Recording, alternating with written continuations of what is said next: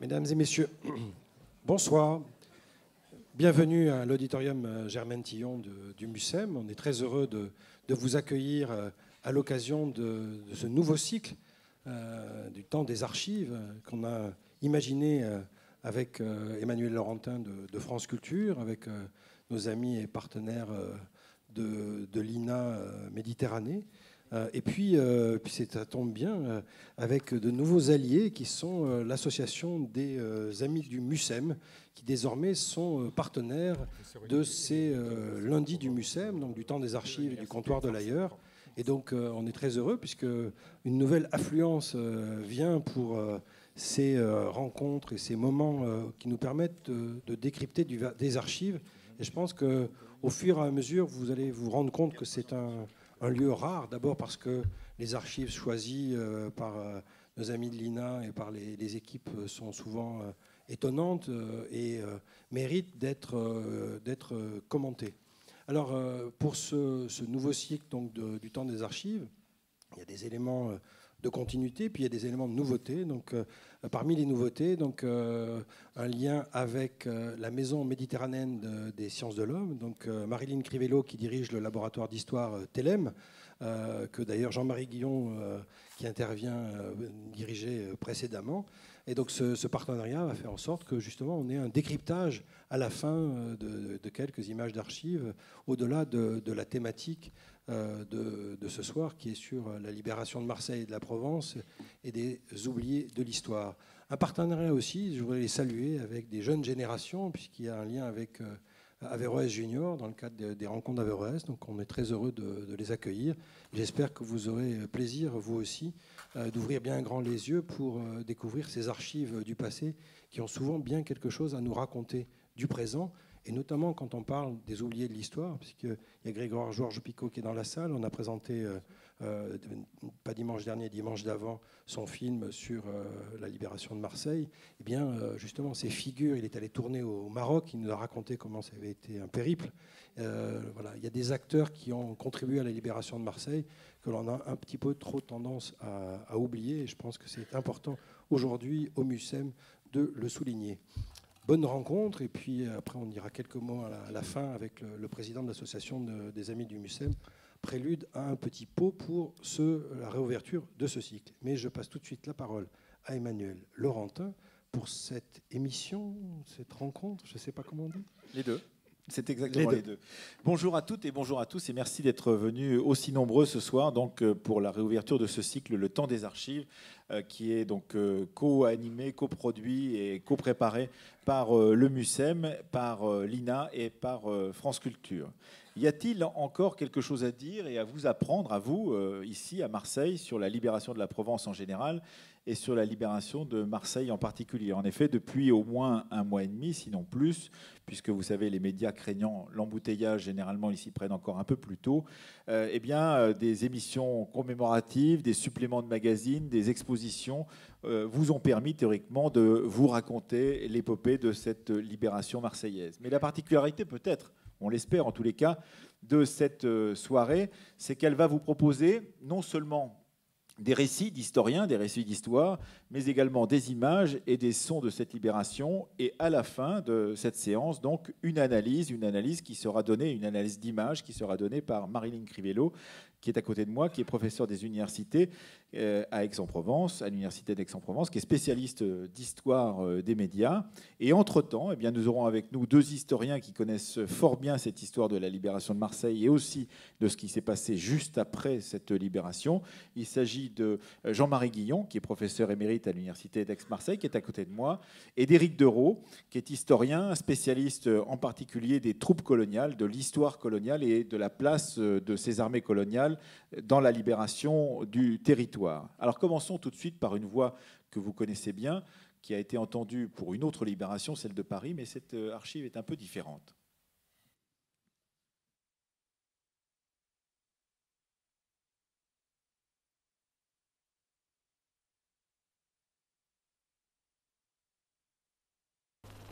Marseille libre, Marseille glorieuse, Marseille qui sort de ses douleurs, qui apparaît dans sa fierté et qui se concentre dans son espérance, voilà ce que vous êtes, tous et toutes, ici rassemblés.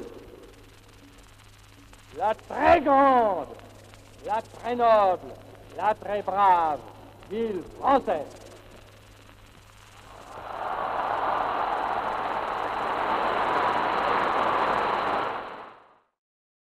Vous connaissez Paris brisé, Paris martyrisé, mais Paris liberté, mais on ne connaissait pas la très grande, la très noble, la très brave ville française qu'était Marseille. Jean-Marie Guillon, on est en septembre 1944 et le général de Gaulle vient célébrer justement cette libération de Marseille. Alors, il vient célébrer la libération de Marseille après avoir célébré la libération de Lyon. Il arrive directement de Lyon et il va ensuite aller à Toulon. Alors, bien entendu, cet extrait montre combien il sait caresser la foule, la foule qui est évidemment rassemblée dans le sens du poil, mais n'oublions pas qu'il vient surtout remettre de l'ordre, enfin je dis ça entre guillemets, dans une situation qui, jugée de Paris, paraît inquiétante. C'est tout le mythe des républiques rouges du Midi, puisqu'ensuite il va aller également à Toulouse, qui fait peur à un certain nombre de ses élites. Et d'ailleurs, dans les mémoires du général de Gaulle, on voit bien, dans la description qu'il fait de la ville, qu'il en a une image un petit peu moins positive que celle qu'il dit au balcon de la préfecture le 15 septembre l'après-midi. Alors il faut expliquer peut-être qu'effectivement après la libération de Marseille, qui prendra quand même un certain temps, on va en raconter ça dans le détail avec vous tout à l'heure, eh bien il y a toute une période d'incertitude, de troubles. Vous avez travaillé avec d'autres sur l'immédiate après libération des villes françaises. C'est une période dont on ne sait pas très bien qui dirige, comment on dirige la ville, et comment elle se passe justement cette gestion urbaine dans l'immédiate après-libération. Alors, évidemment, dès qu'on parle de Marseille, il y a l'image de Marseille, les représentations de Marseille et la réalité marseillaise. Il y a toujours, vous le savez bien, un écart assez grand entre les deux. Il est vrai que la période de libération est une période troublée, est une période... Dans toutes les villes. Dans toutes les villes, exactement. Ce n'est pas propre à Marseille. Il est vrai que la résistance a été extrêmement divisée, mais il est vrai aussi que cette résistance, c'est, comme ailleurs, miraculeusement unifiée momentanément au moment de la libération. Gaston Defferre a été nommé président de la délégation municipale, c'est-à-dire de la municipalité de la Résistance, très tôt. C'est une municipalité unitaire, elle est acceptée. Le comité départemental de la Libération, qui a été bloqué dans ses activités par la rivalité, là aussi classique, entre communistes et socialistes, a malgré tout parvenu à une sorte de modus vivendi uniquement le 21 août. Mais enfin, il existe, c'est Francis Linhart, personnage important dans la vie politique marseillaise et dans la résistance, puisqu'il était l'adjoint de Francis-Louis Clauzon, qui était né à Marseille, qui était chargé de la mise en place des préfets et des comités départementaux de libération. Linhart dirige le comité départemental de la libération. Aubrac, commissaire régional de la République, qui a débarqué à Saint-Tropez dès le 18 août, 3 jours après le débarquement, est à Marseille le 24, alors que la libération de Marseille n'est pas terminée. Et donc, il y a une autorité qui prend les choses en main. Il faut à peu près 1 mois de prise en main, mais ce n'est pas très différent d'ailleurs. Et quant aux mythes marseillais, les cadavres par centaines que l'on retrouve sur le Jarret, lorsque Lucien Gaillard, historien disparu de Marseille, a fait un travail sur l'épuration, il parvenait au chiffre de 131. Alors 131 cadavres, c'est pas mal.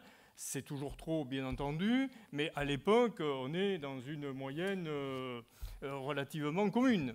Voilà ce que l'on peut dire très brièvement. Alors, on va remonter le temps, puisque là, on est en septembre avec ce discours de Gaulle le 15 septembre 1944. On va tenter de remonter le temps en racontant, évidemment, comment prend place cette libération de Marseille dans la libération plus large de la Provence. En 1964, 20 ans après ce débarquement de Provence, la télévision, les actualités françaises font une sorte de rétrospective. On en écoute un extrait de 4 minutes qui nous raconte la totalité du débarquement de Provence tel qu'on le raconte en 1964. On regarde.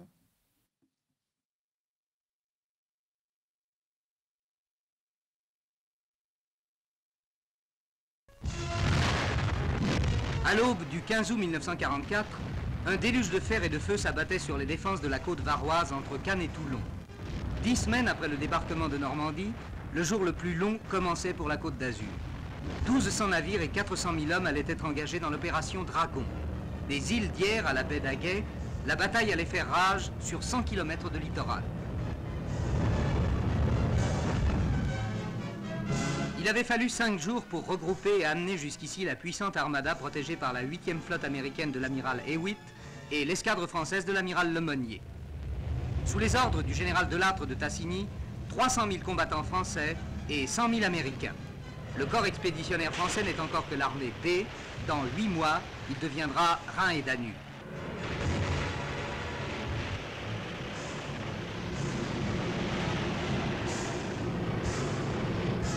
Les premiers échelons prennent pied à 8 h du matin. Dans la nuit, des commandos ont débarqué au Cap-Nègre, à la pointe de l'Esquillon et aux îles du Levant. Et pour couper la retraite de l'ennemi, 10 000 parachutistes ont été lâchés près de Draguignan. Malgré l'effet de surprise, les combats sont très durs. En dépit de ses effectifs réduits, la 19e armée allemande se bat avec acharnement. Chaque fortin, chaque point d'appui nécessite un siège en règle. Mais l'offensive se développe inexorablement. Et au soir de ce 15 août, la mission fixée par l'état-major allié peut être considérée comme intégralement remplie. Dès le lendemain, les divisions françaises qui n'avaient pas été engagées le premier jour peuvent débarquer avec tout leur matériel. Elles vont immédiatement prendre le relais des éléments de premier échelon. L'intention de l'état-major allié est de ratisser les massifs des Maures et de l'Estérel, puis de s'emparer de Toulon et de Marseille, dont les ports sont indispensables au débarquement des renforts. C'est aux 7 divisions françaises que sera confiée cette mission. L'offensive est menée tambour battant. Le général Delattre n'a pas voulu attendre pour attaquer d'avoir tous les moyens à sa disposition. Dès le 20 août, le mont Redon est pris, la route Toulon-Marseille est coupée. Le lendemain, Bandol et Hyères sont atteints. Le 22, le mont Faron est pris, c'est une brèche dans la défense de Toulon. L'un après l'autre, les 30 forts qui défendent la ville devront se rendre. La garnison de Toulon avait reçu l'ordre de tenir jusqu'au bout. Elle capitulera après 5 jours de combat.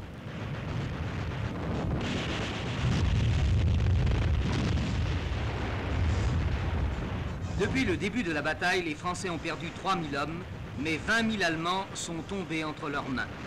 Le général Patch, commandant en chef de l'opération Dragon, avait donné 20 jours aux Français pour prendre Toulon. 12 jours leur ont suffi. Sans prendre le temps de souffler, l'armée française est déjà aux portes de Marseille, où l'insurrection a été déclenchée le 19 août. Par un audacieux mouvement tournant, le général de Montsabert est parvenu sur le flanc des positions ennemies. La garnison allemande se défend avec acharnement, les combats font rage un peu partout, en particulier autour de Notre-Dame-de-la-Garde, qui sera investie par surprise. L'ennemi devra capituler. Les 4000 combattants de la division Montsabert ont eu raison des 16 000 Allemands du général Scheffer. Les prévisions de l'état-major allié sont bouleversées. Le général Delattre disposait de 40 jours pour s'emparer de Marseille. Au soir du 14e jour, grâce à l'habile manœuvre de Montsabert, il peut télégraphier au quartier général allié « Mission accomplie ».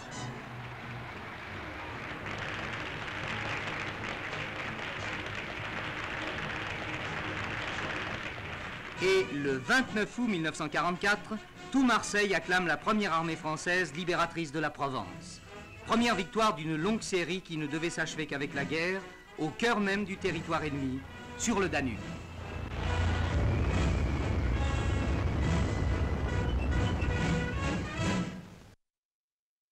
Voilà donc pour cette archive de 1964. Alors peut-être faut-il expliquer, Éric Dereau, quelle est cette armée qui arrive sur les rivages de Provence? Elle est composée de qui? Qui sont ces hommes?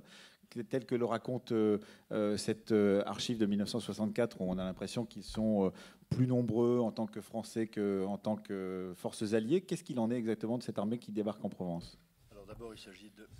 J'espère que le micro marche. Il s'agit de l'armée B, donc, qui est dirigée par Delattre, qui se compose de 7 divisions, 5 divisions d'infanterie et 2 divisions blindées. Et les 5 divisions d'infanterie sont pratiquement toutes des divisions composées de contingents recrutés soit en Afrique du Nord, soit en Afrique noire, soit même beaucoup plus loin.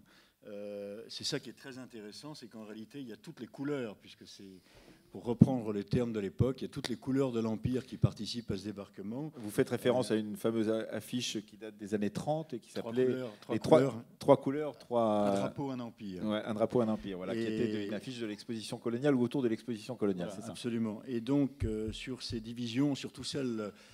parce qu'il faut bien voir que l'armée du général de Lattre n'a pas débarqué en un seul moment. Ça a été progressif. Mais les premiers éléments qui débarquent, sur les 50 000 hommes, plus de la moitié sont coloniaux, indigènes, puisque c'est le terme de l'époque. Je vais rappeler quelques chiffres. Donc, il y a la première division française libre, qui est composée de bataillons de marche levés par la France libre dès l'été 1940, donc des bataillons recrutés dans ce qu'on appelait l'AEF. Afrique équatoriale française. Il y a également le bataillon d'infanterie de marine et du Pacifique, c'est-à-dire des Tahitiens et des Calédoniens. Il y a un bataillon nord-africain. Il y a des unités composées de Pondichéриens. Il y a des unités composées de Libanais. C'est vraiment cette DFL, c'est un petit peu toutes les fragments de l'Empire. Il y a également la 9e division d'infanterie coloniale qui, elle, comporte... Alors, ce sont des divisions à 16 000 hommes, dont la moitié sont donc indigènes. Donc, dans la 9e division d'infanterie coloniale, il y a 3 régiments de tirailleurs sénégalais qui vont beaucoup se battre d'ailleurs. Il y a également 2 autres régiments sénégalais. Il ne faut pas non plus oublier dans toutes ces divisions ce qu'on appelle les services, c'est-à-dire le génie, les pionniers, l'artillerie, le service de santé, dans lequel il y a énormément d'indigènes. Et puis la célèbre 3e division d'infanterie algérienne, la 3e DIA, général de Montsabert, qui comporte le 7e régiment de tirailleurs algériens, le 3e régiment de tirailleurs algériens, le 4e régiment de tirailleurs tunisiens, le 3e régiment de Spahi, plus les services, comme je vous le disais. Et puis également, on verra plus tard dans les autres opérations, la 1re division blindée qui compte aussi des unités maghrébines. Et puis également, vous le verrez dans les images, un groupement de tabors marocains, donc des goumiers marocains, qui représentent aussi des effectifs extrêmement importants. Donc pour me résumer, sur environ, je dirais, les 200 000 hommes qui peuvent composer cette armée, plus de la moitié sont recrutés dans les colonies, et également un apport extrêmement important de pieds noirs. Je tiens, parce que c'est un recrutement dont on n'a jamais parlé. L'Afrique du Nord va mobiliser, l'Algérie en particulier, va être le pays qui va le plus mobiliser de toute l'histoire. Près les effectifs masculins et féminins, les femmes aussi vont être mobilisées. Je vous conseille d'ailleurs la lecture d'un roman qui vient juste de sortir, de Valérie Zenati, qui s'appelle Jacob, qui raconte justement l'histoire d'un de ces Constantinois, juifs constantinois, qui s'engage justement dans cette armée de libération et qui va remonter ainsi de Provence jusque dans le cœur de l'Europe pour libérer l'Europe. Jean-Marie Guillon. Un ajout, les Corses mobilisés également dans 13 000. le même... 13 000 exactement. Oui, simplement, le documentaire qu'on vient de voir date de 64. 64, c'est une date particulièrement importante, puisque le général de Gaulle utilise, il en a la légitimité, bien entendu, la mémoire de la Seconde Guerre mondiale dans une opération de réconciliation des Français après les divisions de la guerre d'Algérie. Vous rappelez-vous, c'est l'année de Jean Moulin, c'est l'année de l'inauguration du mémorial du Pharaon, du débarquement au Pharaon, et il vient pour la première fois inaugurer ce mémorial, ainsi qu'une nécropole qui est située à Boulouris. Ce qui est intéressant dans le documentaire, c'est que ceux qui ont débarqué, c'est-à-dire les Américains, sont pratiquement absents. Et ça, c'est une des caractéristiques des commémorations de la libération dans la région, puisque l'on oublie toujours que ceux qui ont débarqué, ce sont les Américains, 15 autres, pas les Français. Ils sont très peu nombreux, même s'ils assurent effectivement les 2 principales batailles, qui sont la bataille de Toulon, absolument cruciale, certainement la plus difficile, mais celle qui a une importance stratégique, c'est évidemment Marseille. Voilà. Alors, puisque vous parlez de la bataille de Marseille, on va écouter une autre archive qui date, elle, de 1976. Entre-temps, la télévision est passée en couleur. Et celui que l'on va entendre, c'est justement ce fameux général de Montsabert, dont parlait à l'instant même Éric Dereau. Ce général de Montsabert qui raconte en 1976 comment il a réussi à faire tomber Marseille.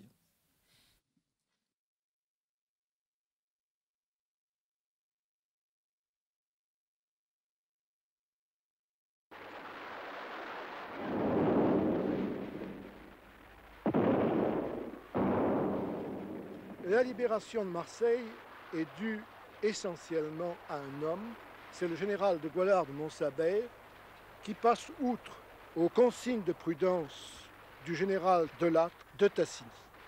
Il va foncer avec une audace qui était très périlleuse, mais qui finalement sera rentable. Je savais que c'était par la prise de Notre-Dame de la Garde que je pourrais amener la capitulation. Or, je sentais très bien que sur le plan moral, les Allemands étaient très atteints et qu'il fallait profiter de cette situation pour précipiter les choses.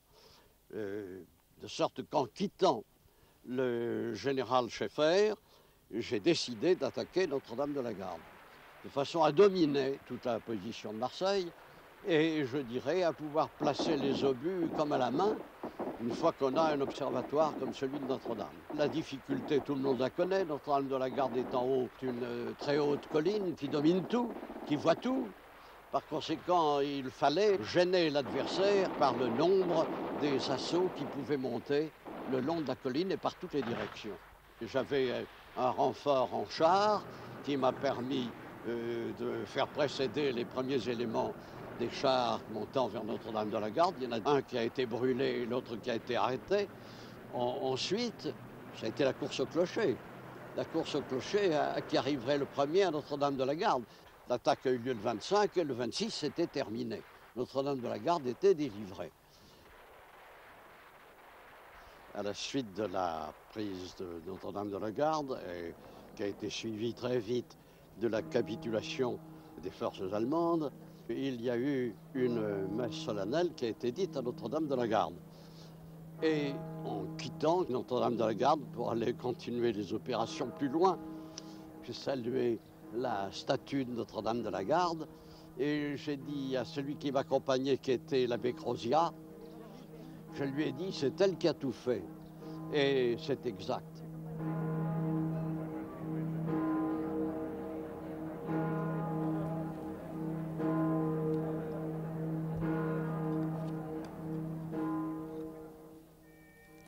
Alors je ne sais pas si un historien pourrait dire comme le général de Montsabert, c'est elle qui a tout fait à propos de Notre-Dame de la Garde. Jean-Marie Guillon, qu'est-ce qui a fait cette libération de Marseille, à part le général de Montsabert?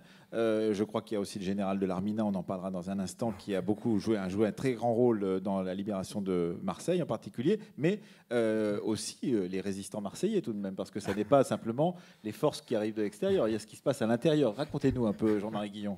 Oui, mais l'Armina est viré par le général de Lattre en même temps que Marseille est libérée. Donc l'Armina, c'est encore autre chose. Et Montsabert a effectivement forcé la main à de Lattre. Mais vous savez, il faut lire les récits des divers généraux de Lattre pour voir combien, le peu de bien qu'ils en pensaient d'ailleurs. C'est assez extraordinaire. Et Montsabert est un croisé, un catholique traditionnaliste. Il faut évidemment remettre ses propos dans ce contexte-là. Les résistants, alors la résistance marseillaise est compliquée. La résistance est extrêmement divisée, mais elle s'est entendue malgré tout pour lancer un mot d'ordre de grève générale à l'initiative de la principale force clandestine, qui est la CGT clandestine, c'est-à-dire le Parti communiste, à partir du 19 août. Et l'insurrection elle-même est lancée le 20, il y a déjà des accrochages, quelques barricades, et elle démarre véritablement le 21, avec un objectif qui a été fixé par l'état-major FTP et avalisé par le comité départemental de libération, qui est la prise de la préfecture. Et c'est parce que la préfecture est prise que le comité départemental s'y est installé, que l'INART envoie des émissaires à Montsabert en lui disant « il faut venir très rapidement nous aider », parce que à la fois l'INART a peur probablement de mouvements incontrôlés dans une ville difficile à tenir, et puis les Allemands sont évidemment toujours là. Les résistants sont très peu armés. Enfin, dites-vous bien que le fer de lance de l'insurrection, ce sont les FTP-MOI, les FTP d'origine étrangère. La main-d'œuvre étrangère. Entre nous soit dit, le chef des FTP-MOI, c'est un Allemand, c'est un communiste allemand. Leurs armes sont uniquement des armes légères. Le reste des groupes de résistance, milices socialistes, FFI, groupes francs, etc., sont aussi mal armés. Donc, ils ont réussi à imposer une présence, certainement à désorganiser des liaisons des Allemands qui s'isolent rapidement dans leur batterie, mais n'ont évidemment pas les moyens de tenir face à des contre-attaques allemandes. Et Éric Dereau, donc sur cette prise en écharpe qui a été ce mouvement tournant qui a permis la libération de Marseille, qui était évoqué dans la première archive et dans la seconde archive également par le général de Montsabert. Il y a un premier mouvement qui est d'abord mené à Hyères par la première division française libre, qui est vraiment une division un peu maudite, hélas, de l'histoire de la Seconde Guerre mondiale, parce que c'est une épopée. La première division française libre, ce sont les premiers compagnons du général de Gaulle, ceux qui ont rallié dès les origines. Et ils sont très. Vous savez qu'il y a eu beaucoup de scissions en Afrique du Nord au moment où on a reconstitué les armées de la France combattante, et les gaullistes, qui se sortent des compagnons, haïssent totalement l'armée d'Afrique. Il y a des récits extrêmement nombreux où on en vient aux mains. Pour des raisons politiques, justement. Oui, bien sûr, parce qu'ils refusent. Il y a eu tout l'épisode Giraud de Gaulle qui a laissé des traces extrêmement douloureuses. Et pour beaucoup de gaullistes de la première heure, les hommes qui se sont ralliés en 42, en 43 ne sont pas des vrais Français. Ne sont pas des vrais patriotes. Des vrais patriotes. Et ce drame, évidemment, va durer extrêmement longtemps, va être extraordinairement grave, parce que cette première DFL, c'est celle des premiers compagnons, c'est celle de Bir Hakeim. Et la première DFL, donc, qui est commandée par le général Brosset, débarque, et elle longe la côte, c'est d'ailleurs ce qu'avait prévu Delattre, avec des oppositions assez longues, tandis que Montsabert, lui, décide de passer par l'arrière-pays. Et comme vous le disiez, Montsabert s'appuie sur des troupes extrêmement souples, des troupes nord-africaines qui passent dans tous les sentiers muletiers. Quand on lit les tracés de l'époque, on voit bien qu'ils s'infiltrent dans les banlieues, dans les chemins creux, dans les vallons, là où finalement les Allemands ne les attendent pas. Et cette première DFL, elle aura un destin tragique, parce qu'évidemment, ces généraux vont envoyer des courriers au général de Gaulle refusant d'être assujettis à Delattre, à Juin, qui pour eux sont des généraux félons, vichistes, maréchalistes. Et de Gaulle va punir la DFL d'une façon extrêmement grave. D'abord, il va l'envoyer combattre sur l'Authion, sur les massifs des Alpes, alors que ce n'est pas un enjeu. Mais il va y avoir des pertes extrêmement dures, parce que les Allemands vont se défendre. Et donc, il y a les premiers compagnons, ceux qui l'ont rallié dès juin 40, vont mourir là sur les pentes de l'Authion. Et de Gaulle va priver la première division française libre, qui d'ailleurs a changé de nom, s'appelle la première division d'infanterie motorisée, va les priver d'entrer en Allemagne. Donc ça va être un peu assez tragique de voir cette première division française libre qui va avoir des pertes on va offrir à Diego Brosset un monument du côté sur les bords de Seine. Oui, là où c'est noyé. C'est tout ce qu'il aura comme récompense pour cet engagement un mot, parmi les premiers. Cette malédiction de la première DFL est telle que maintenant je commence à avoir une longue habitude des commémorations décennales, et à chaque fois il faut se battre avec les journalistes en leur disant attention, l'armée de l'Inde, c'est pas que l'armée d'Afrique. Il y a la première DFL.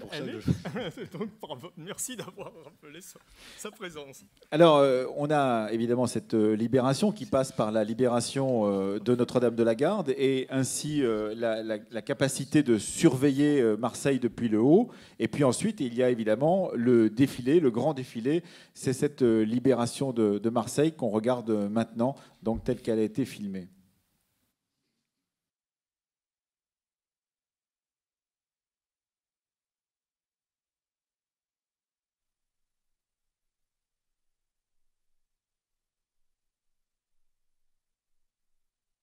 Je le précise.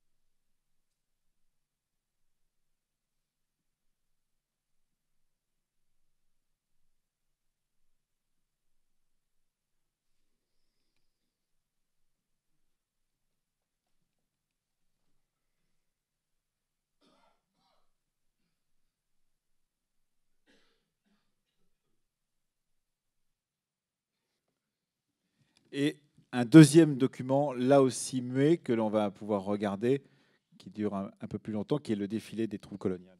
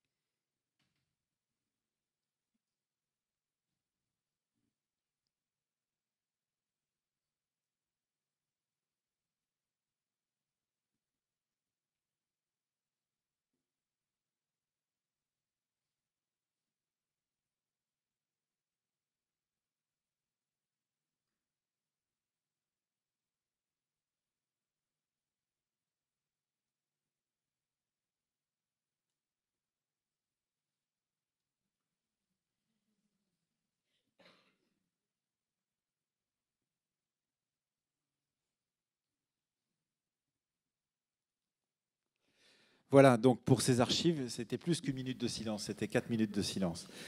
Pour ces troupes qui défilaient donc, sur la Canebière fin août 1944. Alors, peut-être il est temps de rentrer dans le détail de ce qu'on a vu, à la fois sur la mise en scène peut-être de ces libérations, avec vous, Jean-Marie Guillon, mais aussi avec vous, Éric Doreau, sur ces troupes qu'on distingue par leurs vêtements, la façon dont ils sont habillés, etc. On a été habitué depuis indigène à avoir une vision un peu homogène de toutes ces troupes. Ce qu'on voit, c'est qu'elles se distinguent par leur habit de parade, etc., chacune les unes des autres. Non, ce qui est intéressant surtout, c'est qu'elles sont entièrement équipées par l'armée américaine et que le seul signe de distinctif sont les coiffures. Tout l'équipement est américain puisque l'armée française a été entièrement rééquipée en Afrique du Nord. Tout est absolument américain. Et la seule chose qui distingue, ce sont soit les chéchias rouges pour les zouaves ou les tirailleurs, ou les turbans pour les spahis et tirailleurs marocains. Et ça, c'est tout à fait étonnant. Et je reviens encore à notre malheureuse DFL, qu'on n'a pas vue sur ces images. Elle et les types, ils tenaient beaucoup. Comme ils avaient été équipés par les Anglais dès 1940, le grand signe, le grand chic, parce qu'il y avait évidemment dans toutes les armées, il y a un chic qui apportait un certain nombre de tenues, le grand chic des Français libres, c'était de continuer à porter les équipements anglais, parce que ça prouvait on s'était ralliés parmi les premiers. Jean-Marie Guillon, sur cette mise en scène de la libération de Marseille, ce défilé sur la Canebière, et puis cette arrivée sur le Vieux-Port, devant ces personnalités qui sont rassemblées, qui représentent qui exactement ? Alors, elle représente à la fois les autorités locales. On a aperçu Francis Lénart, on a aperçu des membres du comité départemental de libération. Et puis, il y a également les représentants du gouvernement provisoire de la République française, c'est-à-dire Dastier de la Vigerie, et, qui est secrétaire d'État à l'Intérieur, et puis Diethelm, qui était à la guerre. Et donc, ces personnalités sont là d'emblée. C'est la raison pour laquelle, lorsqu'on dit Marseille, c'est le chaos, etc., non, n'exagérons rien. Hein, il y a une présence qui est une présence extrêmement forte des autorités nationales, et puis il y a ces autorités locales qui sont présentes. Il y a également évidemment les chefs militaires, notamment un certain nombre de généraux américains, d'Alkis, il y a également Wilson qui sont là. Enfin, vraiment, c'est une grande parade, c'est la grande parade qui marque la fin des opérations en Provence, et d'ailleurs Patch, qui est le commandant en chef, a bien donné un ordre disant, le deuxième ordre de Patch, disant voilà, ça y est, les opérations en Méditerranée sont terminées et c'est la poursuite dans la vallée du Rhône qui commence et qui a la priorité. Oui, c'est-à-dire qu'une fois que ce défilé a été accompli, on a accompli ce défilé d'une certaine façon, évidemment, il faut continuer la percée dans le reste du territoire. Il faut continuer la percée avec quand même un petit problème qui se pose pour Delattre et pour ses généraux, c'est que les Américains, que l'on ne voit pas, qui sont les grands oubliés en réalité, eux, ils ont libéré la Provence. Oui, ça s'appelle une séance sur les oubliés, mais les oubliés, ça pourrait être les Américains. Absolument. Et ils sont en train de combattre du côté de Montélimar, où l'arrière-garde allemande des Panzers cherche à les empêcher d'avancer pour permettre à l'armée allemande d'évacuer. Et donc, de là, on se dit, mais si on laisse prendre trop d'avance aux Américains, et nous, qu'est-ce que nous aurons ? Et donc, son grand souci désormais, c'est de faire passer ses troupes sur la rive droite du côté du Massif central, et c'est ce qu'il va réussir à faire. Il y a une espèce de course là entre Américains et Français. De compétition entre les uns et les autres. Alors, on va passer un peu plus loin dans l'histoire. Une fois cette libération accomplie, il y a la mémoire de cette libération, et les archives que nous allons voir maintenant sont des archives postérieures qui, d'une certaine façon, permettent de raviver chaque décennie la flamme de la libération de Marseille. Par exemple, là, on est en 1958 et nous allons voir comment on accueille en pleine guerre d'Algérie, pour aller défiler sur les Champs-Élysées des combattants justement de cette Afrique française, alors qu'elle est en train en partie de se libérer et que 2 ans plus tard, il y aura les indépendances dans d'Afrique noire en particulier. Eh bien, là, ce sont les anciens combattants qui reviennent sur le territoire métropolitain pour aller défiler avec leurs médailles. On regarde cette archive qui date de 1958. On est le 11 juillet 1958.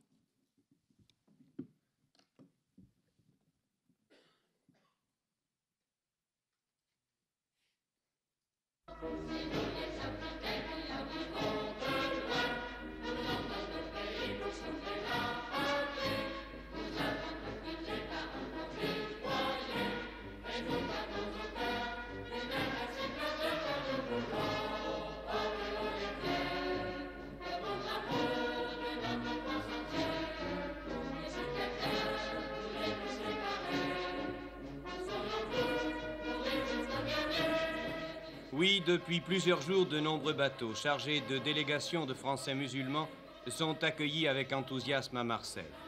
Chaque arrivée de courrier d'Algérie donne lieu à une réception officielle sur les quais des bassins de la Joliette en l'honneur des Algériens anciens combattants venant en métropole pour défiler à Paris le 14 juillet.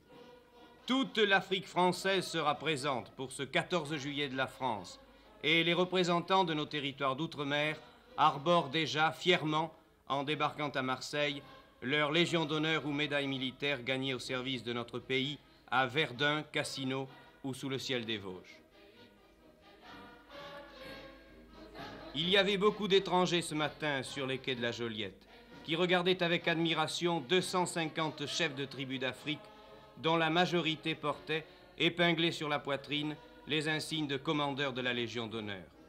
Ils seront près de 10 000 musulmans français de l'Étoile aux Tuileries pour ce 14 juillet de la France.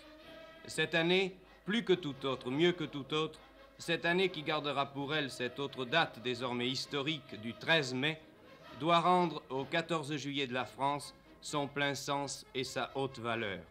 Elle doit redire son symbole au monde d'aujourd'hui, elle doit surtout rendre aux Français la fierté de l'être.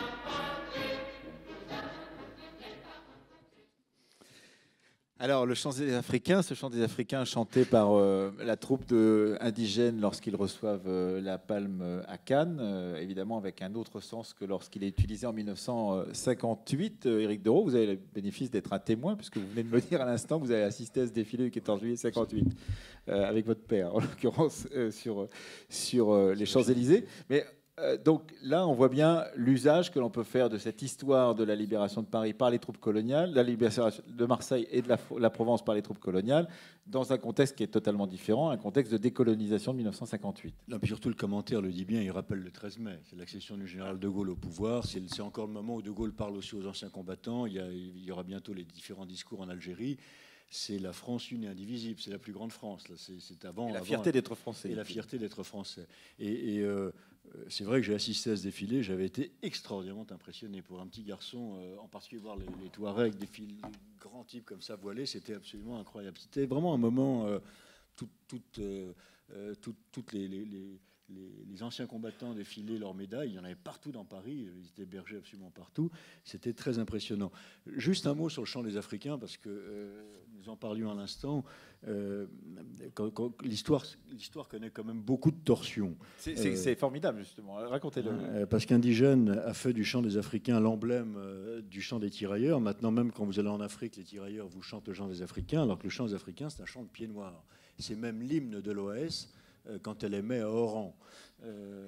Ça a été écrit par De Zouave en 1914, ça a été remis au goût du jour par des chasseurs d'Afrique en 42-43. C'est nous les Africains, c'est au contraire un chant européen qui dit c'est bien nous les Africains, peut-être plus que les autres. Donc ça a été depuis accaparé. Tant mieux peut-être d'ailleurs, après tout, je ne vais pas en juger, mais c'est quand même une des grandes réinterprétations de l'histoire, celle-là. Alors, on peut continuer en regardant une autre archive qui est un portrait de vétéran, en l'occurrence un vétéran qui revient lui aussi, non pas en 1958 mais beaucoup plus récemment en France, et qui se souvient justement du rôle qu'il a pu jouer dans la libération du territoire métropolitain. On regarde cette archive.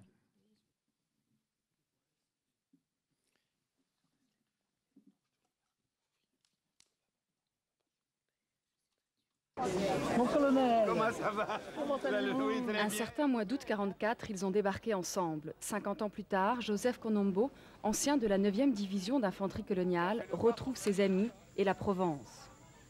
Invité pour les cérémonies, c'est d'abord son uniforme de lieutenant-colonel qu'on lui restitue et surprise, il manque un galon. Mon colonel, vous allez vous faire engueuler par le ministre, par le président. Mais ça ne fait rien. Pourvu qu'il fasse vite avancer le jeu normal de l'avancement. Voilà. Le temps a passé, mais avec le paysage et une carte de fortune, Joseph Konombo se souvient de tous ces lieux, tous ces noms, Cogolin, La Valette, Saint-Tropez, qui évoquent pour lui des combats et des victoires. Saint-Tropez, c'était une découverte pour moi. Mais ce n'était pas Saint-Tropez une ville, hein. C'était Saint-Tropez les ronces. C'était la garrigue avec les herbes hautes et les futaies. Sur la plage de la Nartelle, Joseph Konombo semble ne rien voir, ni le sable ni les vacanciers. Il ne revoit que ce matin du 17 août 1944 où il a débarqué ici 2 jours après les premières troupes. C'était à la vie ou à la mort. Là, on ne pensait plus à rien du tout. C'était à la vie ou à la mort. Mobilisé en 1942, ce médecin de haute volta suivra l'armée française d'Afrique du Nord à l'île d'Elbe, de la Corse à la Provence. Nourri de sève française, il ne foulera le continent que ce jour-là pour la première fois. Quand je suis descendu du Liberty Ship, c'est que j'ai pris la terre de France pour regarder si c'était la même terre que chez nous. Parce que je ne pensais pas que c'était la même terre. Puis vinrent les décorations et le retour en Afrique, où Joseph Konombo connaîtra d'autres honneurs. Il sera Premier ministre de son pays. Aujourd'hui, il partage son temps entre ces 2 patries. J'ai été fier d'appartenir à cette arme et de combattre pour la libération de la France parce que je sais ce que ça veut dire, ne pas être libre. Et dans ses valises, des dizaines d'exemplaires de son livre « Souvenirs d'un tirailleur sénégalais ». Son souhait, en distribuer le plus possible pour qu'on n'oublie pas ces hommes venus d'ailleurs se battre pour une terre qu'ils n'avaient jamais vue. Voilà, donc l'ancien combattant de Haute-Volta, devenu entre-temps, par la grâce de Thomas Sankara, le Burkina Faso. Alors, il est connu, ce Joseph Konombo. Vous l'avez connu vous-même, Éric Dereau? Il était médecin, hein, donc la tenue qu'on voit, c'est une tenue de médecin. Donc, c'est un jeune médecin. Et surtout, il a été Premier ministre dans son pays. Ça a été un des premiers auteurs africains. Ça a été sans doute un des premiers récits écrit par un tirailleur, même s'il était médecin auxiliaire, sur cette campagne. Et ça nous a beaucoup servi à l'époque comme document. C'est quelqu'un que nous allions beaucoup voir, qui venait souvent à Paris. Hein. Il travaillait auprès de l'UNESCO, parce qu'il nous éclairait beaucoup à l'époque où les témoignages africains étaient tout de même assez difficiles à recueillir. Alors, c'est peut-être sur ça qu'il faut insister dans cette fin de discussion avant de passer la parole à Marilyn Crivello, avec vous, Jean-Marie Guillon, et avec vous, Éric Dereau. C'est sur le fait qu'on a... c'est la fabrique de l'histoire, là, pourrait-on dire. C'est une fabrication constante, une refabrication constante de ces souvenirs de la Seconde Guerre mondiale, en fonction des préoccupations du moment, de l'instant. Vous avez évoqué tout à l'heure 1958 et la volonté d'unité française. On a évoqué au tout début 1964, et là aussi la volonté du général de Gaulle de faire en sorte qu'il y ait une unité autour de sa personne avec Jean Moulin et les commémorations de 1964. Et puis ensuite, au fur et à mesure qu'on avance dans le temps, il y a de nouvelles préoccupations qui se font jour. Éric Dereau et Jean-Marie Guillon. Éric Dereau. Oui, on le voit bien, hein, en particulier aujourd'hui et tout, parce que tout ce qu'on appelle la mémoire et le devoir de mémoire, on a souvent évoqué ensemble. Et on voit bien aussi les revendications des jeunes, en particulier issus de l'immigration. Le film indigène est assez intéressant à ce titre-là, hein, qui sur le plan historique est très mauvais, mais sur le plan de la mémoire ou sur le plan de la volonté de se créer un couloir d'existence est intéressant. Et c'est vrai qu'à chaque génération, on voit pas tellement de nouveaux témoignages, hélas, parce que la plupart de ces anciens combattants ont disparu, mais on voit une nouvelle utilisation, une nouvelle réinterprétation de l'histoire. Et évidemment, il y a de grands débats là-dessus. C'est tout à fait intéressant, mais ça ne doit pas dire que les historiens ne doivent pas travailler, au contraire, parce que sinon, on atteint les pires excès. Et aujourd'hui, par exemple, en Afrique, sur deux points particuliers sur lesquels on pourra revenir, on est tout de même dans des discours extrêmement dangereux, parce qu'ils se fondent sur des préoccupations contemporaines, se fondent sur un état d'esprit contemporain et qui n'est absolument pas fondé sur des travaux historiques ou scientifiques. Donc ça, je crois qu'il faut faire très attention. Jean-Marie Guillon. Oui, alors, lorsque vous m'avez invité à participer à cette séance, j'ai pris les oubliés au 2e et au 3e degré. Au 2e degré, c'est la distance, au 3e degré, c'est l'amusement. Car vous avez bien vu que si certains ne sont pas oubliés, c'est bien cela, puisque de la libération, et on le voit dans la presse par des publications, jusqu'à aujourd'hui, ils sont bien présents, et avec toujours le sentiment de l'oubli. Alors, oui, ça c'est compliqué. C'est une tarte à la crème. Journalistique, on peut le dire. Tout le monde veut être oublié. Et redécouvert. Et redécouvert. Mais il est clair que cet intérêt pour la participation des soldats non européens à la libération, on le voit réémerger avec force, et ce n'est pas un hasard, à partir des années 80. au même moment d'ailleurs où les étrangers dans la résistance, etc. Et c'est lié évidemment à un contexte politique sur lequel je ne vais pas faire un dessin vu le résultat que nous avons eu il y a encore très peu de temps. Il est évident que le contexte politique, le sentiment de montée du racisme et de la xénophobie ont entretenu à la fois le sentiment d'un oubli et qu'il fallait réhabiliter la participation de ces troupes à notre propre libération, même si de fait il n'y a pas eu véritablement d'oubli. Ce qui est curieux, c'est que... il y a l'oubli et il y a l'impression d'avoir été oublié. Exactement. Et puis, il y a le jeu, comme toujours, des associations, je ne dis pas des lobbies, c'est normal, mais qui poussent d'ailleurs pour réévaluer cette participation. On a à la fois... disons, les associations de rapatriés d'Afrique du Nord, qui sont parfois des nostalgiques de l'Algérie française, qui poussent à la promotion de l'armée d'Afrique. Et puis, on a les associations qui sont attachées à la mémoire des immigrés pour des raisons diverses, qui poussent également à cette promotion. D'où la situation mémorielle dans laquelle on se trouve aujourd'hui. Oui, Éric Dereau. Si je peux ajouter un mot, vous avez tout à fait raison. Il y a tout de même une chronologie. Moi, j'ai commencé à recueillir les premiers témoignages d'anciens combattants africains, donc Afrique subsahélienne, à la fin des années 70.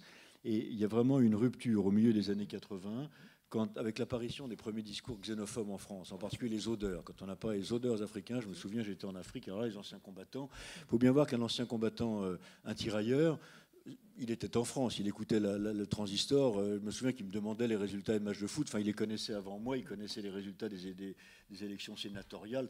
Ils avaient deux patries, la leur et la France, toujours. Ça, c'était dans le disque dur. Et à partir du moment où en France, il y a eu des problèmes avec les visas pour leurs enfants, où on a commencé à fermer les frontières, où on a commencé en France à entendre des discours xénophobes, voire racistes, là vraiment, moi j'allais 2 ou 3 fois en Afrique par an, et les mêmes ont commencé à me dire, mais vous déraillez là, qu'est-ce qui vous arrive? Là vous déraillez. Et puis après, il y a la question du gel des pensions, etc. Après est arrivé l'effondrement, la dévaluation du franc CFA, tout ça est allé en même temps, et que les pensions se sont totalement effondrées. Mais je crois qu'il y a effectivement une chronologie. Et c'est au milieu des années 80 que le fossé s'est creusé, et tous ces Africains et leurs enfants leur disaient, moi je me sais, tout ce que tu as fait n'a servi à rien. Alors, on va passer à la deuxième partie de cette séance avant de vous donner la parole. Et c'est une nouveauté. Dans cette nouvelle saison du Temps des Archives, Marilyn Crivello, qui est donc professeure à Aix-Marseille, qui est spécialiste de l'histoire des médias, spécialiste de l'histoire de l'image, saisira dans chacune de ces séances 1 ou 2 archives à son souhait et tentera de les commenter, mais différemment de ce que nous venons de faire nous-mêmes, puisque là, nous sommes servis des archives comme illustration, comme appui à notre discussion historique et d'historien. Mais ce que va faire Marilyn, c'est de tenter d'analyser les archives elles-mêmes. On peut déjà dire quelque chose sur ce qu'on a vu dans ces archives-là. Par exemple, le réemploi. On parle de réemploi en architecture. On sait qu'on pouvait prendre une colonne romaine pour pouvoir la mettre dans une cathédrale du Moyen-Âge et puis ensuite peut-être la réemployer au XIXe siècle dans une maison bourgeoise. Là, il y a du réemploi d'archives puisqu'on a vu certaines des images qui ont été réemployées dans d'autres contextes. Oui, en fait, on a des images fondatrices, finalement, avec les actualités filmées qu'on a vues parfois là, dans notre série, c'est-à-dire des images de guerre qui, finalement, parfois sont montées ou sont mises en scène après la guerre, d'ailleurs. Mais en tout cas, qui reviennent de façon récurrente, qui sont réemployées à chaque fois qu'il y a une commémoration. Et donc, on a des images, totalement décontextualisées, on a des images attendues qui s'inscrivent en fait dans une très longue durée de la représentation de la guerre.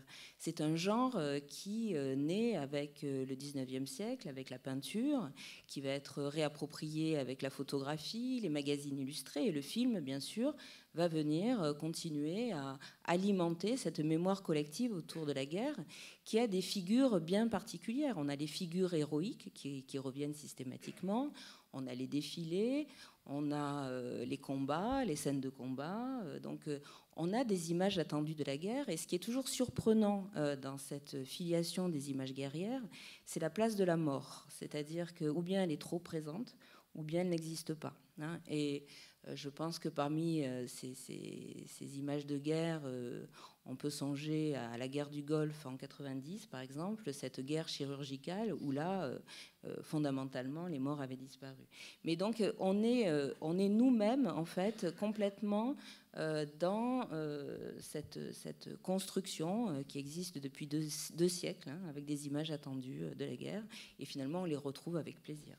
Alors, on les retrouve avec plaisir, et puis on peut dire, parce que vous n'avez pas insisté sur ça, que certaines d'entre elles sont parfois mises en scène. On le sait par exemple pour les images de la guerre de 14. Vous avez souvent vu depuis maintenant le début des commémorations des images de soldats montant en front. Il est bien évident qu'on ne mettait pas une caméra sur une tranchée, au-dessus d'une tranchée pour voir les gens sortir, parce que la caméra aurait été la première victime, le caméraman aurait été le premier victime des tirs allemands, par exemple, et que c'était des reconstitutions dans des champs spécifiques qui étaient dans des endroits écartés du front. On faisait rejouer des assauts, par exemple, qui aujourd'hui sont pris pour argent comptant, et on peut peut-être penser, par exemple, que les premières images qu'on en a vues, on n'a pas la preuve que l'on a vu avec la prise d'assaut des bunkers et la mise à l'arrêt des troupes allemandes qui sortent de bunkers. Il y a assez peu de chances que le caméraman se soit trouvé à 4 ou 5 mètres du bunker en question, parce que sinon il n'aurait pas pu survivre. Oui, puis je suis aussi caméraman, hein, puisque je suis réalisateur. Les 3/4 des images, le caméraman est tué. Quand on filme un type en contre-plongée, qu'il est comme ça, et qu'on a le dos à l'ennemi, on est mort. Donc c'est un signe absolument patent de reconstitution, de décodage des images. Alors, vous avez choisi quel type d'image pour pouvoir donc développer ce propos sur les images de cette libération de Marseille? Oui, donc je voulais quand même dire en amont, au préalable, qu'effectivement, on a quand même tendance à croire aux images. C'est-à-dire que ces images, on nous les présente, on les prend au premier degré, on a tendance à les croire. C'est-à-dire qu'on se dit, elles montrent une réalité. Évidemment, comme Éric Doreau le disait, quand on est réalisateur, on fait des cadrages, on choisit des images, on les monte et on essaie de tenir un propos, une narration, un récit pour convaincre son public. Évidemment, un film qui est proposé dans les années 40 n'est pas celui qui sera proposé dans les années 60 ou aujourd'hui. Donc il y a aussi une histoire du contexte de production des films qu'il faut prendre en compte. Et souvent, dans les commémorations, et celles qu'on peut voir, on mélange en fait les datations, c'est-à-dire qu'on va prendre quelques images de 44, quelques images de 58, et tout ça, ça fait un bel amalgame, et tout le monde y croit. Et finalement, on ne sait pas du tout à quelle référence on fait, enfin, quelle est la référence à laquelle on veut se préciser. Alors, effectivement, j'ai choisi 2 extraits qui étaient proposés par l'INA qui me paraissent assez intéressants. Le premier, c'est des actualités filmées de 1944. Et effectivement, ça s'appelle « Ceux des Goumes ». Déjà, le titre est assez parlant, « Ceux des Goumes », c'est-à-dire donc ces gens qui habitent dans les Goumes ou ceux qui ont été levés dans les Goumes. Donc, alors qu'en 2004, donc 60 ans plus tard, on va les appeler les vétérans marocains. Enfin, bon, c'est pas tout à fait le même titre qu'on va leur accorder. Et ceux des Goumes, donc on est en 44, c'est-à-dire qu'il n'y a pas de télévision. Vous le savez pour un certain nombre, on a la radio. La télévision, elle va commencer à émettre en 1949. Et donc, si on veut voir des images, on va au cinéma. Et ce sont les actualités filmées. Mais la télévision, par la suite, dans les JT, etc., va énormément utiliser le fond des actualités filmées ou des films tournés par les militaires. Donc le premier extrait que l'on va voir, ce des Goumes, en fait, nous présente ces goumiers marocains sur place. Donc on veut nous les présenter comme des gens qui ont déjà participé à la libération de la Corse, vous allez voir, et qui continuent l'effort de guerre. Donc véritablement, il y a une sorte d'hommage qui est rendu. Alors ces actualités filmées, eh bien, les images sont tournées, montées, et ensuite il y a une voix off, un commentaire off qui vient d'être rajouté, qui vient finalement supporter les images. Et très souvent, on a une musique qui vient là aussi, une musique épique, et qui est forte et qui vient renforcer les images. Alors ce que vous allez voir dans le premier extrait, c'est on met l'accent sur le volontariat, c'est-à-dire ces goumiers, eh bien, ils sont ravis d'aller libérer la France. C'est ce sur quoi on insiste, c'est du volontariat, et c'est même une sorte de joie et d'honneur pour leur famille. Et l'extrait se termine avec le drapeau français qui se lève. Alors que, bon, alors je ne sais pas, il faudrait voir avec Éric Doreau pour peut-être après. Voilà, et je pense que là, il y a quand même une certaine exagération. Donc c'est en 1944, ce dégoum, donc tourné par l'Office français d'information cinématographique et conservé dans les archives de l'INA. On regarde les 2 extraits, c'est une précision que je donne à mon camarade de cabine.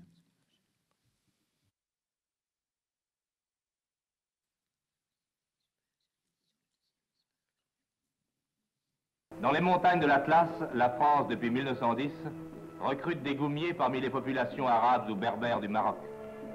Bergers pour la plupart à l'origine, menant sous la tente la vie des nomades, ceux que l'engagement volontaire transforme ainsi en goumiers sont des guerriers nés, hommes de coups de main, doués d'une grande initiative et d'une endurance à toute épreuve.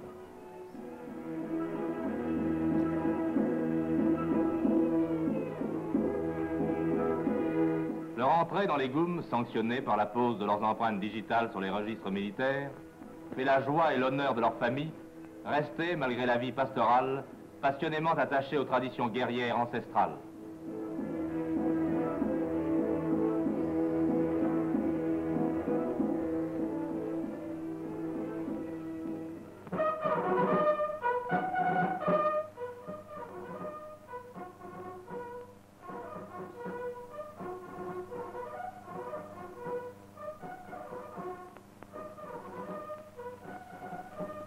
Dans ces goumiers, la France trouve des soldats aussi fidèles que courageux. Deuxième extrait de ce dégoum, donc le suivant, ce dégoum numéro 2, s'il vous plaît.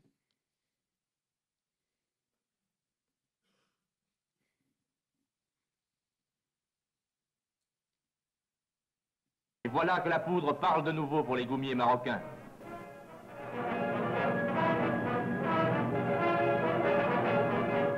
L'heure du retour dans la guerre a sonné. Ils n'attendaient que cela autour de leurs officiers qui, secrètement dans les montagnes, leur en parlaient et les y préparaient malgré les commissions d'armistice allemandes et italiennes.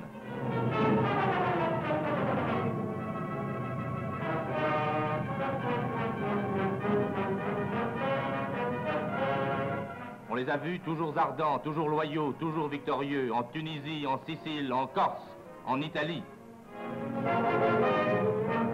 Les positions les plus dures, les pitons les plus abrupts ne leur faisaient pas peur.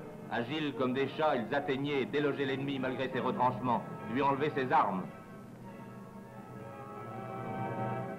Leur héroïsme, leur fidélité à la France, qui tend de plus en plus à les entraîner comme des troupes régulières, ont été récompensés.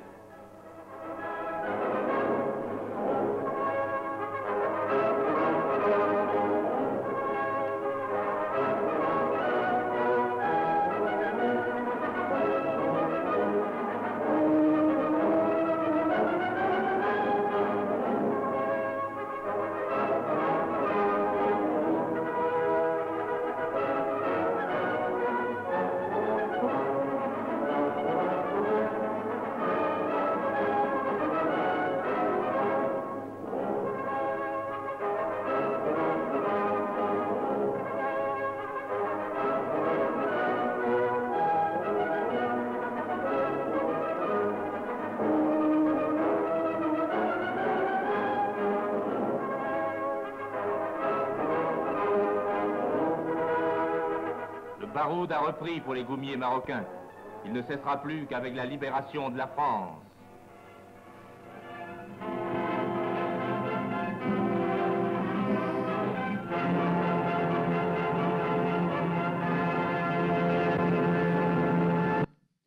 Voilà donc pour les images et pour le commentaire des images, Marilyn Crivello. Oui, on entend aussi dans ce commentaire off qui est rajouté, comme tout le bruitage, un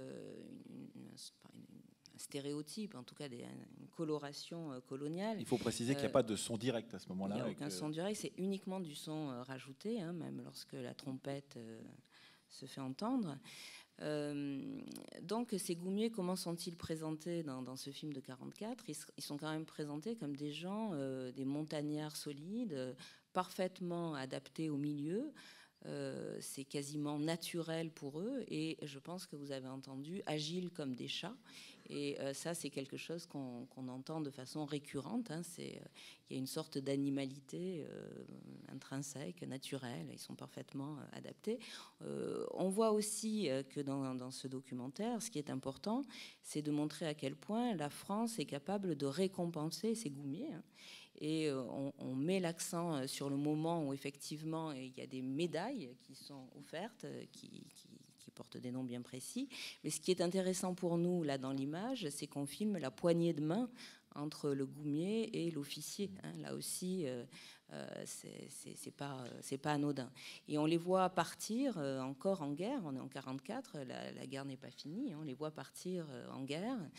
Et ils vont donc libérer la France. Je mets l'accent sur cette fin parce que c'est pas tout à fait la fin qu'on entendra tout à l'heure dans le deuxième extrait. Ce qui est intéressant aussi, c'est qu'il y a un talent de caméraman dans le filmage de ce reportage. Et par exemple, ces champs contre champs où on voit arriver les Goumiers sur leur cheval et on les voit repartir sur la route vers le destin de la libération, qui est la libération du territoire. C'est un travail de cinéma. On est dans un travail qui est extrêmement élaboré, un peu comme ce qu'on verra plus tard pendant la guerre d'Indochine et le travail que pouvait faire un Roman Carmen, par exemple, pour filmer, là en l'occurrence, la défaite des Français à Dien Bien Phu et les prisonniers défilant dans la montagne. Oui, là, ce sont des cinéastes véritablement capables de faire de véritables narrations. Hein. Là, en fait, vous n'avez pas vu toute une partie du reportage qui est quasiment anthropologique. Que font ces Goum ? Et donc, il y a le côté exotique aussi qui apparaît dans le film, c'est-à-dire, eh bien, lorsque les Goumiers ont des loisirs, ils vont sur des marchés pittoresques. Donc là aussi, évidemment, on est dans un contexte de production, hein, c'est ce que j'essaie de dire depuis tout à l'heure, c'est que les films naissent évidemment dans un moment où il y a une idéologie dominante et que les films ne sont pas forcément très intéressants par le contenu, notamment les films d'histoire ne sont pas très intéressants parce qu'ils racontent l'histoire. Effectivement, on sait très bien que cette histoire elle est recomposée, reconstruite et que c'est une illusion. Par contre, ces films sont passionnants pour l'historien parce qu'ils informent sur le moment de production et sur l'idéologie dominante qui colore finalement le récit. Alors Éric Doreau, vous êtes à la fois cinéaste, vous utilisez ces images pour les films que vous produisez parfois, mais aussi historien spécifique de ces troupes coloniales. Qu'est-ce que vous entendez dans ce dégoût, dans ce commentaire que n'entend pas Marilyn Crivello ou qu'elle entend différemment de vous, Éric Doreau ? Non, d'abord, les Goum, c'est une unité très particulière. Il y a deux choses qui s'attachent aux Goum. D'abord, le commentaire le dit, ce ne sont pas les troupes régulières. Elles vont devenir régulières. Ils sont liés par contrat, et c'est pour ça qu'il y a cette poignée de main. Le Goumier s'engage par contrat devant l'officier des affaires indigènes de son village. Donc c'est très important parce que ce sont des soldats irréguliers. C'est très très important. La deuxième chose, et qui sont tous volontaires. Ils sont tous volontaires. D'ailleurs, les textes, il y a une très bonne thèse de Michel Bedin là-dessus, il y aura toujours plus de volontaires que de besoins au Maroc. Tous les Marocains sont des engagés volontaires. Alors, après, les raisons qui les poussent à s'engager et le discours qu'on leur tient pour s'engager, c'est une autre affaire. La deuxième chose qui est importante, c'est qu'il faut bien voir que le Maroc a toujours été un point dans la propagande coloniale extrêmement important. Le Maroc, c'est le domaine de Lyotet. Et Lyotet a inventé l'idée du guerrier fastueux. Lyotet crée un personnage médiéval, crée une sorte de face-à-face entre le grand seigneur de l'Atlas, le guerrier berbère et le guerrier français. Donc, le rôle social de l'historien, voilà, il invente aussi. Et toute la saga de Bournazel, officier de Spahi, le rôle social de l'officier. Donc il y a tout ce fond extrêmement important. Et dans le cas des Goumiers, ils vont particulièrement intéresser justement les cinéastes parce qu'ils sont superbes, parce qu'on les met en scène comme ça, ils ont des tenues particulières. On leur laisse aussi une plus grande liberté. Il ne faut quand même pas oublier que dans certaines parties de l'Italie, viol aujourd'hui se dit maroquinade. si vous avez relu Malaparte, il y a des cas extrêmement nombreux de goumiers qui sont exécutés sommairement pour des causes de viol. Parce que justement, comme ce sont des troupes irrégulières, on leur laisse un petit peu plus de liberté de manœuvre. En particulier après Monte Cassino. En particulier dans les combats d'Italie. Il y a une très belle thèse qui vient d'être publiée récemment sur ce sujet. Il y a cet extrait de Malaparte formidable dont il parle. Donc les goumiers, c'est à la fois... Et il y a un très beau film, d'ailleurs, j'espère qu'il a été sauvé, qui s'appelle La longue route des Tabors, un film qui est tourné juste en 1945, avec encore les acteurs.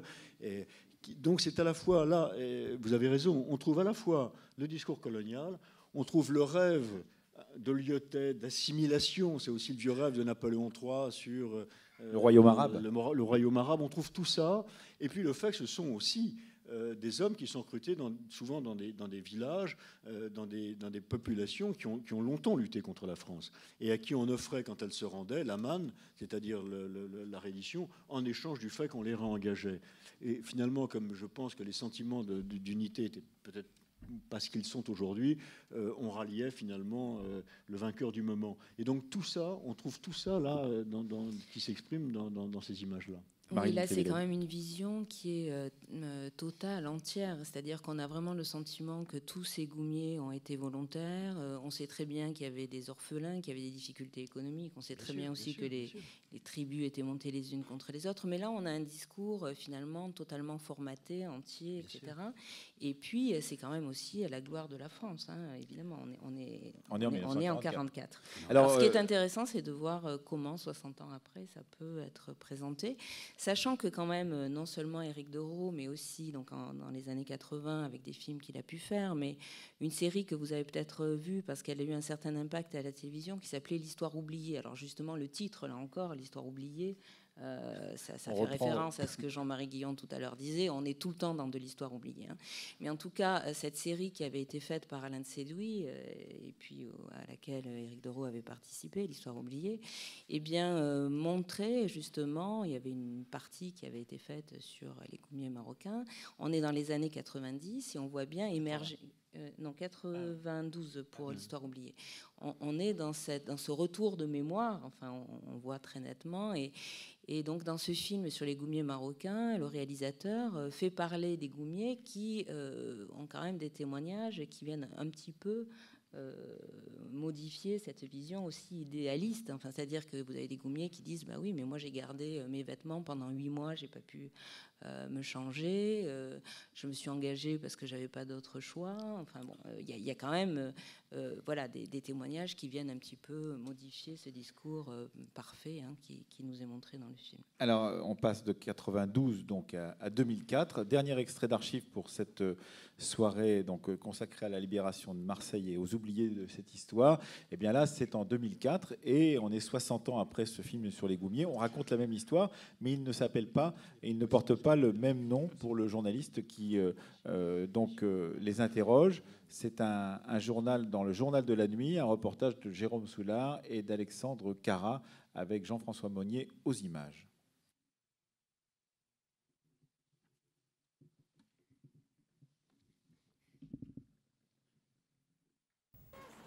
« 60 ans après, ils sont la fierté du Maroc. Mouloud, Moussik et Mohamed ont libéré l'Afrique en 42, puis vient la Corse et l'Italie en 43. En août 44, ils avaient 20 ans et sur les plages de Provence, les goumiers marocains étaient une fois encore en première ligne. Les tabors marocains participent à l'action et se lancent à l'assaut des hauteurs. Les positions les plus dures, les pitons les plus abrupts ne leur faisaient pas peur. Agiles comme des chats, ils atteignaient et délogeaient l'ennemi malgré ses retranchements, lui enlevaient ses armes.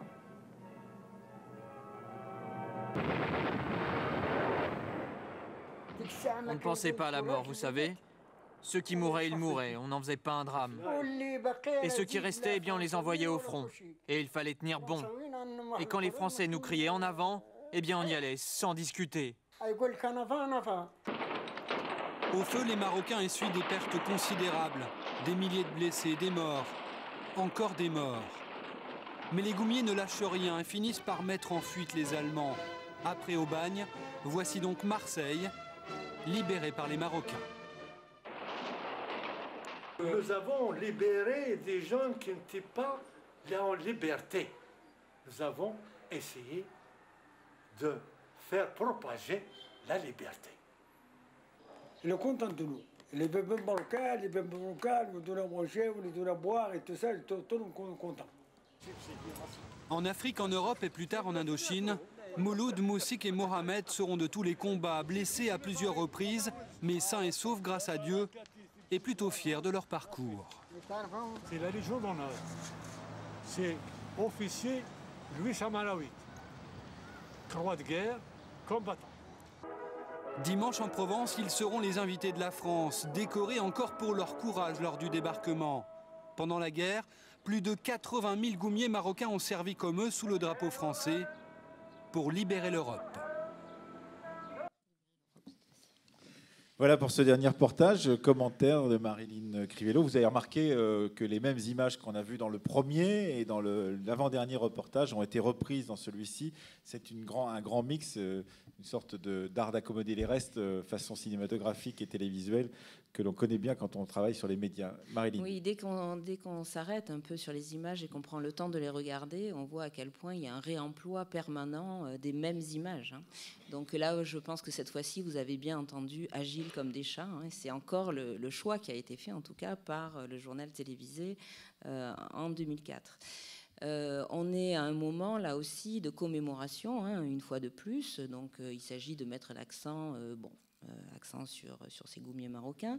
Ce qui retient l'attention, c'est que finalement, ils n'ont pas de nom de famille. Mohamed, Moussik, je ne sais plus quel est le premier prénom. Et ça aussi, c'est une caractéristique, en fait, de la représentation des Arabes à l'écran.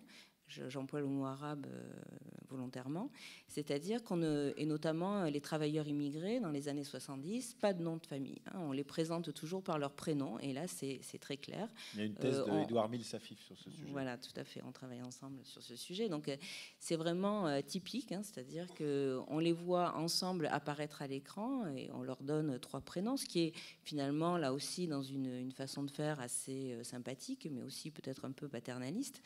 Vous avez vu que le vétéran sénégalais tout à l'heure, il avait un prénom et un nom de famille. Mais il avait quand même une fonction sociale qui n'était peut-être pas celle des 3 vétérans que nous avons ici. Donc ensuite, ce qui est aussi marquant dans ce reportage, puisqu'on est à un moment de libération, de commémoration de la libération, c'est un moment de fête, eh bien, il n'y a aucune revendication. Ces gens sont encore parfaitement heureux d'avoir servi la France. C'est la joie. Hein. D'ailleurs, on les filme en gros plan, ils montrent leur bonheur.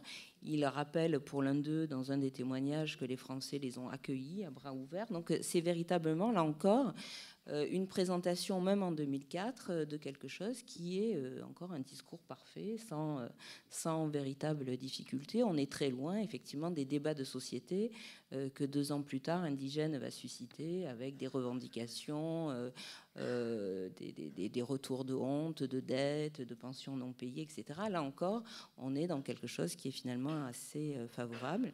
Ils sont filmés au Maroc et on les voit partir après. Donc on les voit aussi montrer leurs médailles. Et c'est encore à ce moment-là qu'on retrouve l'archive de 1944, sur laquelle on avait insisté tout à l'heure, donc la France qui remet ses médailles. Donc on rappelle encore au souvenir des Français à quel point la France finalement était reconnaissante. Et donc on les voit partir cette fois-ci, non pas vers le Baroud, mais vers la mosquée. On entend le muezzin en fond de commentaires. Et cette fois-ci, ça se termine. Ils ont libéré l'Europe. Donc c'est assez intéressant, on est passé de la France à l'Europe, mais là aussi le contexte de production n'est pas négligeable. Et puis, comme le disait Jean-Marie Guillon tout à l'heure, il y a tout un contexte qui favorise ce discours qui est le discours contre l'immigration et puis la montée aussi du Front National. Donc en 2004, là aussi, c'est pas totalement anodin de présenter les choses de cette façon. Jean-Marie Guillon, vous voulez réagir ? 2 remarques rapides. D'ailleurs, vous avez remarqué, les Goumiers ont libéré Marseille. Il y a un mythe du Goum. Or, oui. Les tirailleurs algériens ont au moins autant, sinon plus, libéré Marseille. Mais les tirailleurs algériens, d'un point de vue mémoriel, ça n'a pas le même impact. Ça, c'est la première remarque.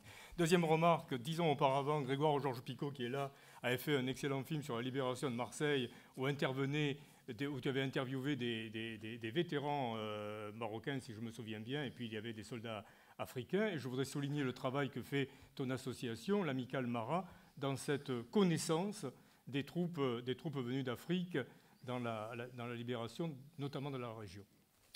Merci Jean-Marie Guillon. Éric Dereau, un dernier mot avant qu'on donne la parole à la salle et qu'on passe aux questions. Effectivement, ce qui est tout à fait intéressant, c'est de voir l'évolution, l'utilisation qui est faite après année, qui est une sorte de baromètre en réalité. Et c'est vrai qu'aujourd'hui, le maître mot, c'est la dette, qu'en tant qu'historien, on a un petit peu de mal à intercepter. On est vraiment dans du devoir, on est passé à la dette, et c'est vrai que là, ça obscurcit beaucoup, à mon avis, le champ de travail. Merci à tous les trois. On va passer aux questions. J'imagine qu'il y a donc un micro qui va pouvoir passer dans la salle. J'imagine qu'il y a des questions qui vont surgir de notre discussion. Est-ce qu'il y a des points obscurs sur cette libération de Marseille que vous voudriez voir éclaircis Oui, j'ai une question devant de madame. Alors, je ne sais pas. Oui, il y a un micro qui descend. Enfin, ce n'est pas le micro qui descend, c'est la personne qui le porte. Plus exactement. Madame. Comité mémorial Jean Moulin. Comment? Comité du mémorial Jean Moulin. Quelque chose m'interpelle quand on parle des oubliés de l'histoire. Les oubliés de l'histoire, il y a, je pense que les étrangers qui sont venus lors du débarquement, qui sont arrivés sur nos côtes de Provence, ce débarquement avait été facilité en premier lieu par le travail de sape de la résistance interne. Quand parlons-nous des maquis du Vercors, les maquis du Ventoux? Je crois que là aussi, il y a beaucoup à dire. Et essentiellement, aussi bien pour le débarquement de Normandie, oui, je sais, c'est Jean-Marie qui va me répondre. Merci. Mais je pense que ceux-là aussi font partie des oubliés. Et ils ont été les premiers à résister. C'est pour ça qu'on les appelle les résistants. Certains n'avaient pas 14 ans, pas 15 ans, et ont pris les armes, les quelques armes qu'ils avaient à leur disposition. Quand on travaille sur l'histoire, on a l'habitude d'avoir toujours une catégorie qui est plus oubliée que l'autre. Donc vous avez bien eu raison, madame, d'insister sur le fait que les résistants, on les avait oubliés dans cette discussion d'aujourd'hui. Jean-Marie Guillon. Non, mais elle n'a pas tout à fait tort.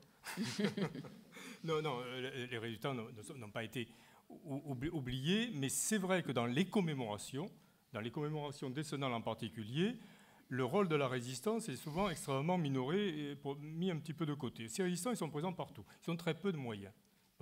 Ils n'auraient pas pu libérer la France. Enfin, je veux dire, on ne peut pas leur donner un rôle qu'ils n'ont pas eu. Mais ce que je veux souligner, c'est leur présence partout qui ébahit les Américains en particulier. Autant les Français, les troupes qui débarquent sont critiques vis-à-vis des résistants, très critiques, autant les Américains sont ébahis parce que ça, ils ne se rendaient pas compte du tout. Mais ce que je veux dire surtout, c'est que s'il y a un oubli, il concerne en particulier la résistance de cette région qui s'est mobilisée dès le 6 juin 1944. Elle n'est pas la seule. Parce que le débarquement en Méditerranée, on lui avait assuré qu'il aurait lieu en même temps que le débarquement en Normandie, par les missions parachutées d'Alger. Donc elle s'est mobilisée. Je suis en train de faire le décompte des morts entre le 6 juin 1944 et le 19 juin 1944, ça ne fait pas beaucoup. Pour les départements de la région Provence aujourd'hui, j'en suis à 370, dont 100, et ça c'est un des plus grands massacres de résistants complètement ignorés en dehors peut-être du secteur, c'est 100 morts de la résistance les 12 et 13 juin entre Lambesc et la Roque d'Enterron. On parle du festival de la Roque d'Enterron, j'en suis très heureux, mais il faut savoir qu'on est là dans l'équivalent des massacres de Tulle. En avez-vous entendu parler ? Merci Jean-Marie Guillon. Qui veut poser une question?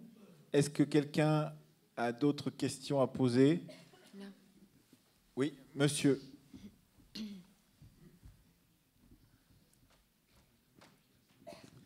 C'est juste une question, et je fais peut-être une erreur historique, mais quand on voit défiler les troupes coloniales sur la Canebière et quand ils passent devant la Chambre de commerce, ils se tournent vers la tribune, est-ce que parmi les personnalités civiles, il n'y a pas Jean Christofol? Si. Ou bien je fais une erreur? Si, il est. Alors, est-ce qu'il y est déjà? C'est le 29 août. Oui, je pense qu'il y est déjà. Bon, parce que moi, je pense l'avoir reconnu, mais je n'en étais pas sûr. Oui, je pense, alors, il faut peut-être expliquer à ceux et celles qui ne connaissent pas Jean-Christophe Foll qui était Jean-Christophe Foll et pourquoi il a joué un rôle important dans ce moment de l'immédiate après libération de Marseille. Non, il n'a joué aucun rôle dans la libération de Marseille. Dans l'immédiate après. Pour une raison simple, il avait été, c'est un député communiste, il avait été arrêté en Algérie, mais il va présider, évidemment, il est un des leaders du Parti communiste à la libération. Alors, le principal, c'est Biou, quand même. Il faut rétablir les choses dans leur hiérarchie. Mais, et surtout, il va présider le comité régional de libération que Aubrac va créer pour contrebalancer le comité départemental qui était à majorité socialiste. Et il va prendre la succession de Defer à la tête de la municipalité de Marseille jusqu'en 1947. Donc une grande personnalité du Parti communiste localement, avec une œuvre municipale qui n'est pas négligeable du tout. Mais un peu oublié. Non. Enfin, non, attendez. À Marseille, non, mais partout ailleurs, oui. Je veux dire, à Marseille, on ne l'a pas oublié. Mais dans la saga de l'histoire de la libération, Jean-Christophe Foll est un peu oublié pour le reste de l'histoire. Oui, mais attendez, actuellement, il y a un parti communiste. Moi, je n'ai pas la carte du parti, donc c'est un historien que je réagis, qui est un peu oublié. En venant ici, figurez-vous que je suis descendu par le boulevard d'Athènes et je suis passé devant Gibert. Et il y avait le bac avec roman. Et le premier bouquin, c'était Jacques Fauvet, Histoire du Parti communiste. Merci. Qui veut poser une autre question, une autre remarque? Monsieur, on va vous passer le micro. Oui, il y a un monsieur devant là. Voilà. S'il y a des questions là-haut, n'hésitez pas non plus. Bonsoir et merci pour cette soirée. Ce n'est pas un fait qui s'est passé à Marseille, mais quand même, récemment. Tout le monde connaît Manouchian, le poème d'Aragon, mis en musique par Ferré, l'affiche rouge, ça situe le personnage. Il a été fusillé en 1944 au Mont-Valérien avec 22 de ses compagnons, une majorité d'étrangers, des Moy, et 3 ou 4 Français. Et Marseille, pour remercier Manouchian, a élevé une statue qui se trouve entre le Sofitel et le Fort Saint-Nicolas. Et il y a 15 jours, une bande de nazillons s'est permis de venir profaner cette statue. Et ça a donné lieu à une réponse qui a eu le dimanche suivant, où un certain nombre de Marseillais sont venus dire leur dégoût de cet acte infâme qui avait été fait par ces nazillons. Manouchian, c'était un étranger, un résistant Moy, main-d'œuvre, ouvrière, immigrée. Il a donné sa vie pour la France. Cette stèle, elle se trouve donc au-dessus du Vieux-Port, entre Sofitel et Fort Saint-Nicolas. Si vous passez par là, même si ce n'est pas un jour où est prévue une commémoration, donnez-lui un petit coup de chapeau en passant. Il le mérite bien. Merci. Effectivement, ça vaut d'être rappelé. Merci beaucoup. Oui. Avant même la séance, il voulait absolument poser une question. Il va la poser, sa question. Pourquoi les combattants marocains, on les appelle les goumiers? Pourquoi les combattants marocains sont appelés goumiers? C'est une question pour Éric Dereau. C'est un terme qu'on trouve déjà au moment de la conquête de l'Algérie, à partir des années 1830. Le goum, c'est une... Alors, je ne suis pas arabisant, hein, c'est une formation... C'est celui qui est levé, en fait. En arabe, c'est celui qui a été levé. C'est la recrue. Et donc, à partir de là, goum, goumier, et le goumier est le nom du soldat, le goum est le nom de la formation, et la formation, l'équivalent du bataillon, c'est le tabor. Donc, quand on parle des tabors marocains, c'est la même chose que les goumiers marocains. C'est l'équivalent d'un bataillon. C'est ça, c'est le nom du bataillon qui regroupe plusieurs compagnies. Et quand on a une grosse formation, c'est un GTM, c'est le cas de Marseille, un groupement de tabors marocains. D'accord. Vous avez la réponse à votre question, madame? C'est une appellation des Français, en fait. Oui, donc je suis enseignante avec ma classe qui est là. Et j'ai peut-être pas complètement compris ou tout entendu, mais j'ai l'impression que l'oubli dont auraient été victimes les soldats coloniaux a peut-être été un peu minimisé. Parce que dans l'enseignement, par exemple, on enseigne la résistance intérieure, la résistance extérieure, mais les 100 000 soldats de l'armée d'Afrique, moi je découvre. Je découvre quand j'ai préparé le cours pour les élèves, je découvre, et c'est absolument pas des choses qu'on est amené à enseigner. Et j'ai quand même l'impression que les soldats coloniaux sont de vrais oubliés. Et je m'attendais à ce qu'on en parle davantage ce soir sur justement l'oubli, la manière dont les archives ont réutilisé en 58 lors du défilé, etc. Ce côté un peu propagande aussi, et le gel des pensions, le fait qu'ils apparaissent pas, qu'ils apparaissent pas dans le. Et ça, je le dis aussi en tant qu'enseignante, dans les programmes, ça n'apparaît pas du tout.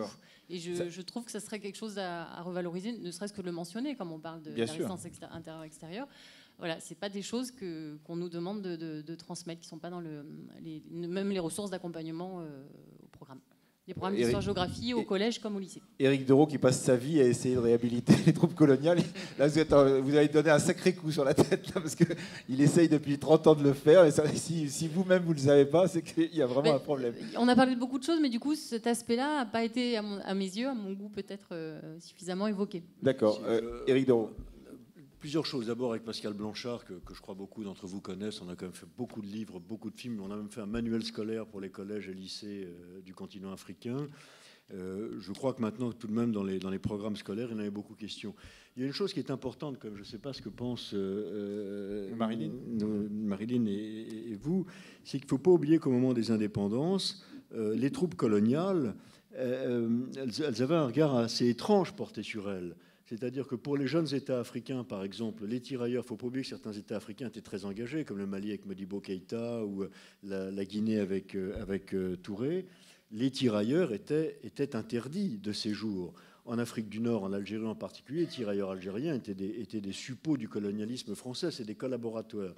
Et en France, je dois dire qu'on a un peu jeté le bébé avec l'eau du bain, et qu'une certaine bonne conscience anticoloniale française s'est empressée d'oublier les anciens combattants coloniaux parce qu'ils rappelaient tous ces mots qu'on entend, tous ces mots dont vous parliez, parce qu'on était conscient évidemment de ce discours, la fierté, tout ce discours démagogique et paternaliste, voire raciste.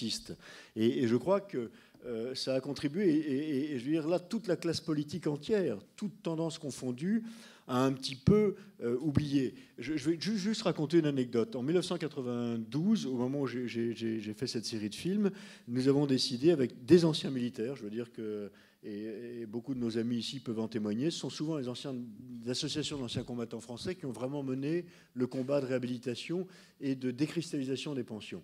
J'ai donc participé à la création en 92 d'un comité pour la réévaluation des pensions des anciens combattants qui étaient décristallisés. Nous avons envoyé un courrier à chacun des parlementaires, Assemblée nationale et Sénat. Nous avons eu 5 réponses. Sur les 5, il y avait Philippe Seguin, parce que son père était mort au 4e régiment de tirailleurs tunisiens, justement, après avoir débarqué à Marseille. Qui était pupille de la Nation. Il y avait un autre député de Dijon, parce que son père avait commandé un régiment de tirailleurs sénégalais en 40. Un autre, parce qu'il avait combattu avec les tirailleurs en 44. 5, et je dois dire, tous de droite. Voilà. Donc, voilà un peu de réponse. Et il faut aussi ajouter une chose qui a complexifié peut-être par rapport à votre question cette situation, c'est que personnellement, en allant interroger des anciens combattants en Afrique, je me suis trouvé face à des gens qui avaient par exemple, ce qu'on oublie souvent, entre 1954 et 1960, date des indépendances africaines, certains de ces tirailleurs sont allés combattre en Algérie, par exemple.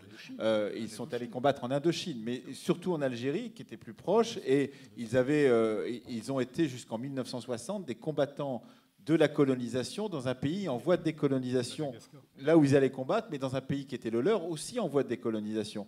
Et donc ça pose des problèmes de mémoire assez considérables que de savoir de quel côté étaient ces combattants qui continuaient à combattre pour la colonisation alors que leur propre pays était en voie de décolonisation.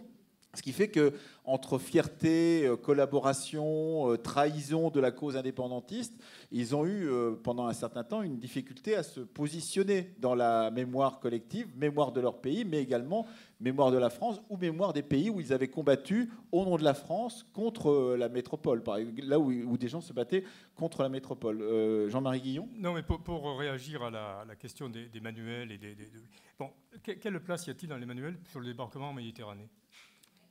Or, les troupes en question, c'est un élément, et c'est même pas l'essentiel. L'essentiel, ce sont les Américains, du débarquement en Méditerranée, voyez-vous. Donc, il faut replacer les choses les unes par rapport aux autres. Le débarquement en Méditerranée, il a une place qui est tout à fait étouffée par le débarquement en Normandie, pour des raisons que l'on peut comprendre. Mais une anecdote sur cette année. Cette année, il y a eu des commémorations particulièrement importantes le 15 août, que le service public de télévision n'a pas répercuté. C'est les encore la faute aux journalistes. C'est toujours la même chose. Non, mais attendez, parce que je m'en suis inquiété auprès de FRO3 régional, qui était absolument en Marie, et qui m'a dit, alors je vous le livre tel que ça m'a été dit, le national dit qu'on en a assez fait pour la Normandie. Ça, c'est le complexe du Sud contre le Nord.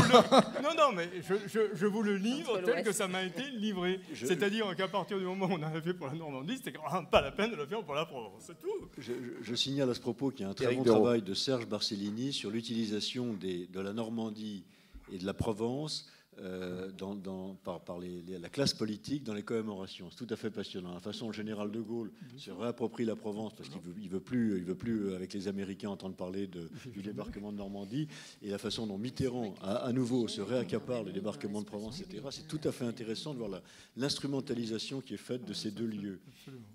Marilyn Criollo, vous voulez rajouter quelque chose? Oui, je pense que ce que vous dites est quand même juste. C'est-à-dire qu'il y a des décalages et des fossés parfois entre une connaissance historique qui est établie, des historiens qui ont des sources, après les médiateurs que sont les enseignants, et puis même le grand public. Et donc même si on peut trouver que le film Indigène n'est pas très bon, en fait, il a au moins un mérite en 2006, c'est d'avoir jeté un pavé dans la mare et d'avoir fait connaître malgré tout une histoire avec tous les défauts du film que l'on connaît. Et ce qui est quand même particulièrement intéressant, c'est qu'au-delà du film, aujourd'hui, c'est vraiment sur le territoire du web qu'on va voir émerger en fait un ensemble de mémoires ou de revendications ou d'histoires, etc. C'est devenu le nouveau lieu dans lequel peut se fabriquer aussi la mémoire et l'histoire. Si je peux ajouter un petit point à ce qui vient d'être dit par toutes ces personnes savantes qui sont autour de moi, prenez l'exemple, madame, de ce qu'on disait il y a 25 ans quand on parlait de massacres dans Paris pendant la guerre d'Algérie. Il était naturel, quand on parlait de massacres dans Paris pendant la guerre d'Algérie, immédiatement, les personnes qui en parlaient forcément de Charonne. Donc, qui était porteur de la mémoire de Charonne? Un parti communiste qui n'était pas le parti communiste que nous connaissons aujourd'hui. C'est un parti communiste qui frôlait les 20% des voix dans ces années-là, jusqu'au milieu des années 80 environ. Et puis, progressivement, on a vu émerger une autre histoire des massacres dans Paris. Et aujourd'hui, vous posez la question à n'importe qui dans le territoire métropolitain ou à Paris de massacres de Paris pendant la guerre d'Algérie. La première chose qui vient, c'est le 17 octobre 1961. Quelquefois, d'ailleurs, les gens font la confusion entre les deux massacres, pensent que Charonne, c'était en 1961. Mais parce que les porteurs de mémoire de cette mémoire-là sont devenus plus importants. Il y a des associations qui se sont mobilisées au nom de la mémoire et d'autres associations pour porter cette mémoire-là. Et ces trocs mémoriels auxquels on assiste sont aussi les témoins des forces publics qui soutiennent cette mémoire-là. C'est-à-dire qu'effectivement, ce que dit Marilyn à propos de... On est juste 3 ans après 2011. C'est-à-dire que 2011 a joué là encore un rôle moteur dans la fabrication de la mémoire dont tu parles, parce qu'on est aussi dans ces moments commémoratifs jouent des rôles hyper importants. Et le web, d'ailleurs, a énormément porté cette mémoire du 18 octobre 61, avec des web documentaires qui ont d'ailleurs été fabriqués et ensuite relayés par Le Monde, etc., donc par des journaux officiels. Et donc, ce qui est vraiment intéressant, c'est de voir comment se fabrique cette mémoire, comment elle se recontextualise et quel rôle joue un certain nombre de médias, dont le film et les archives filmiques sur lesquelles nous avons travaillé aujourd'hui. Une dernière question peut-être, oui. 2 questions qui sont au fond là-bas.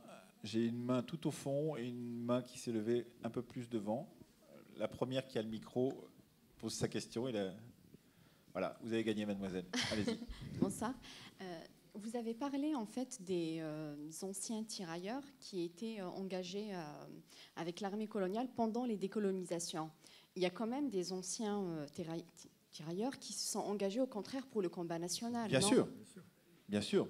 Enfin, je sais pas qui veut. Je voudrais un peu plus de précision sur ça. C'était pas au même niveau. Et par exemple, en Algérie, il y a beaucoup d'anciens combattants, Ben Bella, qui était un ancien héros de Cassino, par exemple, enfin du Belvédère. Donc, bien sûr. Mais là, ce que disait Emmanuel, c'est différent. C'est-à-dire, c'était des tirailleurs qui étaient dans des unités réglementaires, des tirailleurs africains engagés. Ils étaient environ 30 000 engagés en tant qu'unité constituée dans la guerre d'Algérie. Alors que les tirailleurs qui ont rallié les maquis l'ont fait à titre individuel. Ce n'était pas en tant qu'unité constituée, si vous voulez. Mais vous avez raison, en particulier en Algérie. Oui, voilà. En revanche, en Indochine aussi. Beaucoup en Indochine. On oublie toujours l'Indochine, qui a eu beaucoup de forces recrutées. Et on a vu des anciens des colonies africaines qui se sont retrouvés du côté du Viet Minh, par exemple, en Indochine, qui sont passés de l'autre côté, qui ont participé au combat. Du Maghreb. Oui, du Maghreb, c'est ça. Des Marocains. Voilà. Madame, une dernière question. Bonsoir. Vous avez évoqué tout à l'heure des femmes qui s'étaient enrôlées dans ces troupes coloniales. Ouais. Et je voulais savoir si c'était uniquement des femmes pieds noirs, comme vous l'avez évoqué, ou est-ce qu'il y avait aussi des personnes d'autres, enfin, disons nationales, indigènes, on va dire, des coloniales. Non, ça a été essentiellement ce qu'on appelait à l'époque des pieds noirs, d'ailleurs dont beaucoup d'entre eux n'étaient pas français. Il faut savoir que beaucoup de ces Français, les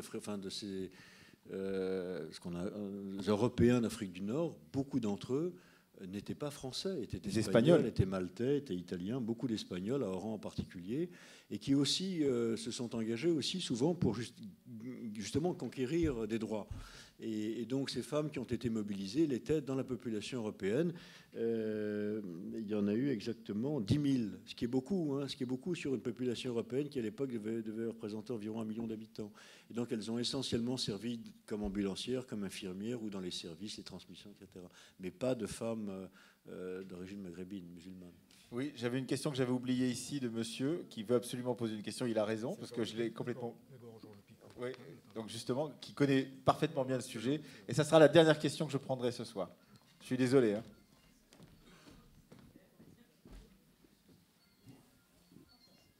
En fait, c'était pour reparler de Joseph Issoufou Colombo. On pense souvent que ce sont des braves soldats illettrés. Joseph Issoufou Colombo est un ministre de la République française, au même titre que Léopold Senghor.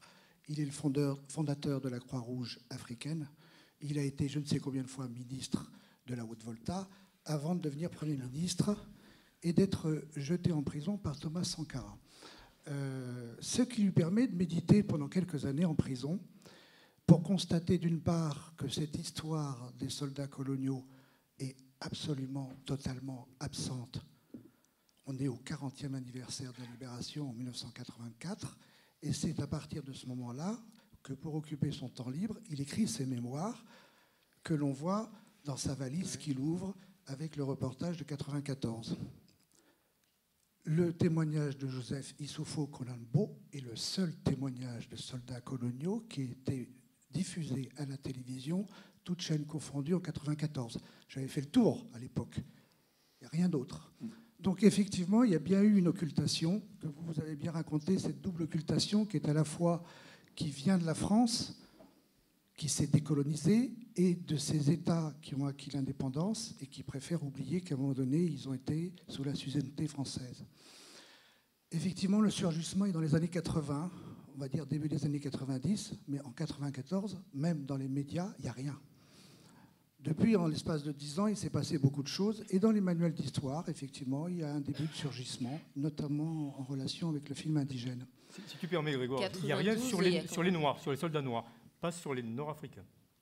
Sur les tirailleurs sénégalais, il y a quand même en 92 J'avais fait le tour de tous les manuels d'histoire et effectivement, il y a des petites choses de ci, de là. Non, mais c'est pour revenir sur le surgissement. Vous dites que ça se passe effectivement dans un contexte politique particulier, la montée de l'extrême droite des années 80.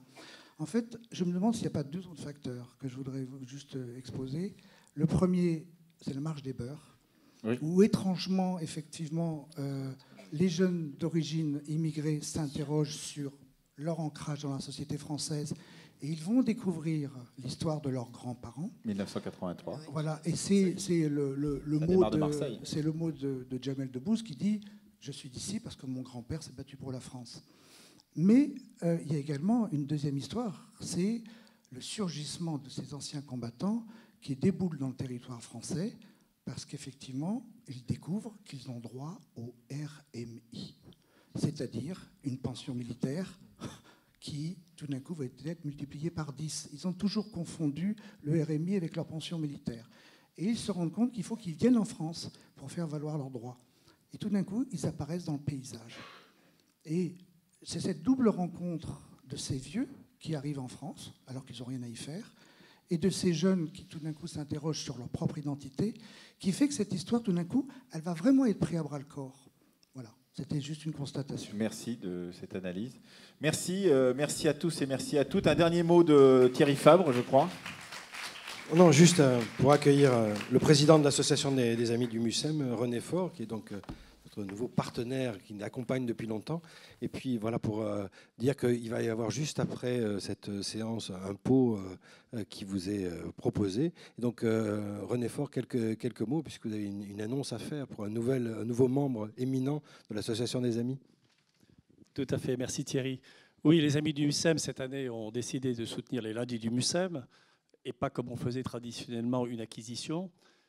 Nous sommes très fiers de le faire. Je veux dire que la qualité de cette soirée me fait regretter qu'on n'ait pas fait soutenu dès l'année dernière. Et peut-être qu'on aurait eu plus de public. On fait mieux chaque fois. On fait mieux chaque fois. Donc il faut revenir. Alors, je voulais remercier tous les amis qui sont ici et toutes les personnes, parce que la salle est nombreuse et vraiment, le temps des archives et au comptoir de l'ailleurs le mérite tout à fait. Et on a voulu marquer un petit peu plus cette soirée parce que Emmanuel Laurentin est journaliste d'histoire. Demain matin, vous animerez la Fabrique de l'Histoire. J'y serai pas à l'antenne demain matin non. parce qu'il n'y a pas de train qui me permette d'y être. Donc voilà, sinon j'y serai, oui. Et donc nous voulions faire un geste particulier et demander à Emmanuel Laurentin de devenir membre d'honneur des Amis du MUSEM, compte tenu bien sûr de ce qu'il propose ici au MUSEM, mais aussi aux rencontres d'Averroès, bien sûr, et qui nous touche aussi de très près. Bah écoutez, je vous remercie et j'accepte évidemment. Je suis très flatté de cette proposition. Merci beaucoup. Je ne m'y attendais pas. Ah oui, j'ai carrément le diplôme. Ah oui. Nous avons le diplôme d'honneur qui vous fait membre d'honneur des Amis et la carte qui va vous permettre de rentrer de façon illimitée au MUSEM quand vous aurez quelques minutes. Je crois que j'avais déjà mes entrées au MUSEM grâce à certaines personnes qui sont ici présentes. Merci beaucoup. Je suis très flatté, très heureux. Et je pense que je fais beaucoup de jaloux à cette table. Donc merci encore. On fera mieux les années prochaines.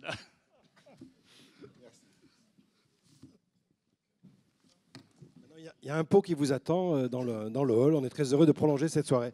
Merci d'être venus si nombreux.